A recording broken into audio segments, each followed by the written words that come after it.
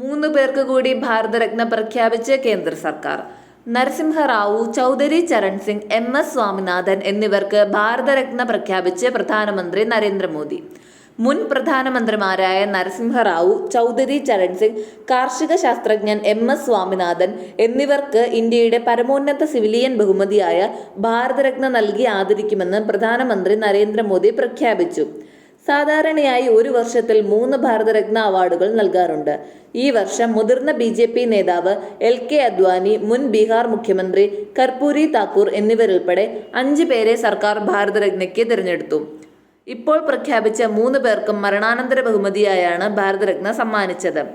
ഭാരതരത്ന ലഭിക്കുന്ന ആദ്യ മലയാളിയാണ് കാർഷിക ശാസ്ത്രജ്ഞനും ആഗോളതലത്തിൽ ഹരിത വിപ്ലവത്തിന്റെ നേതാവുമായ MS സ്വാമിനാഥൻ.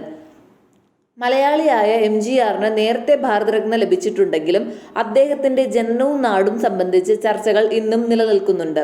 അതുകൊണ്ട് തന്നെ മലയാളി എന്ന നിലയ്ക്ക് ഇന്ത്യയുടെ പരമോന്നത സിവിലിയൻ ബഹുമതി നേടുന്ന ആദ്യ വ്യക്തി കൂടിയാണ് സ്വാമിനാഥൻ. കാർഷിക മേഖലയിൽ ഇന്ത്യയെ സ്വയം പര്യാപ്തത കൈവരിക്കാൻ സഹായിക്കുന്നതിൽ ഡോക്ടർ സ്വാമിനാഥൻ നിർണായക പങ്ക് വഹിച്ചുവെന്നും അത് നവീകരിക്കുന്നതിൽ മികച്ച ശ്രമങ്ങൾ നടത്തിയെന്നും പ്രധാനമന്ത്രി പറഞ്ഞു.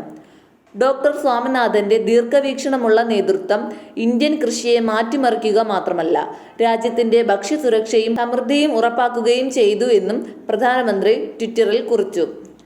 കോൺഗ്രസ് നേതാവായ നരസിംഹറാവു പ്രധാനമന്ത്രിയായിരുന്ന 1991 മുതൽ 96 വരെയുള്ള കാലത്താണ് രാജ്യത്ത് സാമ്പത്തിക ഉദാരവൽക്കരണം നടപ്പിലാക്കിയത്. ആന്ധ്രാപ്രദേശ് മുഖ്യമന്ത്രി, ആന്ധ്ര നിയമസഭാംഗം, ലോക്സഭാംഗം, വിദേശകാര്യമന്ത്രി, ആഭ്യന്തരമന്ത്രി, മാനവ വിഭവശേഷി മന്ത്രി, പ്രതിരോധ മന്ത്രി തുടങ്ങിയ ചുമതലകളും അദ്ദേഹം നിർവഹിച്ചിട്ടുണ്ട്. UPയിലെ ഭൂപരിഷ്കരണത്തിന്റെ ശില്പിയാണ് ചരൺ സിംഗ്.